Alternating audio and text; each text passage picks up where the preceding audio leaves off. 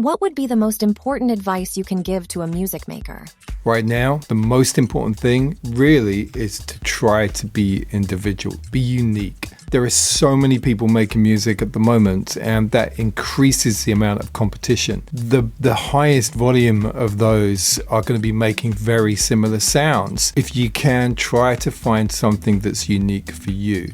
Consider the fact that the forthcoming technologies using AI are going to allow even more people to compose, and consider platforms like BandLab, which already have 60 million creators, and the ease of getting stuff released. All right, anybody can use a distribution platform to get their music onto the DSPs like Spotify and Apple Music and so on.